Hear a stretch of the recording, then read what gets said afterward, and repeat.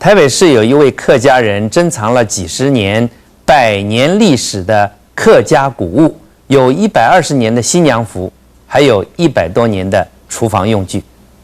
那是冬天的。 蓝色袖子，非常柔和。你看它，这就是100年前客家女子出嫁的新娘服。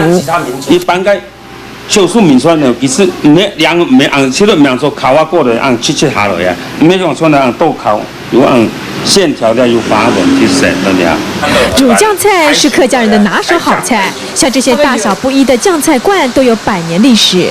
另外，曾先生手上拿的这一个连盘，也就是挂猪肉的钩子，特殊的结构可以看得出老祖先的聪明。卖猪肉用刮的，也可以按刮两边，按刮两臂，也可以按光笼啊都开一下就雕啊。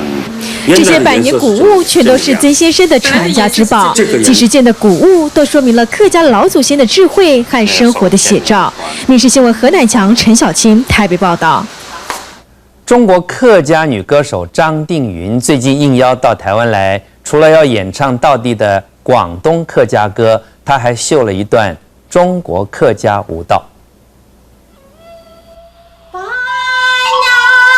这是中国版的客家歌曲《三沟蒿子》，这是苗栗版的客家歌曲《一条法素琴》。 来自中国广州梅县的客家歌手张定云，每年都会应邀到台北和苗栗等地区唱客家山歌。在客家的音乐啊方面呢，就比较传统的东西，好像创新啊，跟好像台湾有创新的流行歌曲啊，哈，知道腔洋人啊也爱唱。两岸山歌虽然有曲调上的差异，不过发音却有相似之处。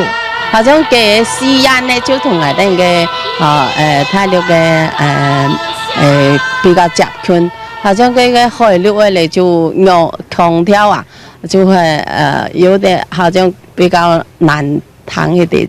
张定云说，两岸透过艺术交流，不仅能拉拢客家人之间的距离，更能传承客家文化的精神。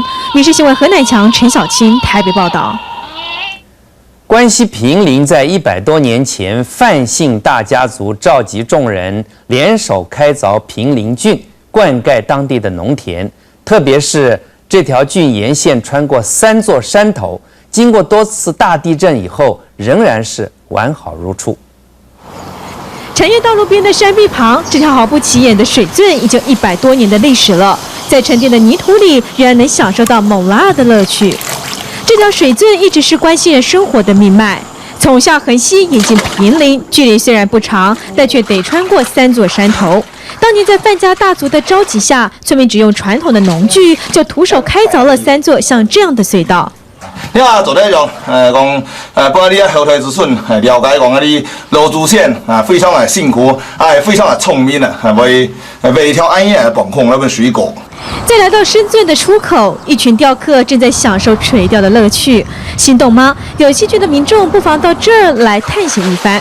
民视新闻叶新凯新竹报道。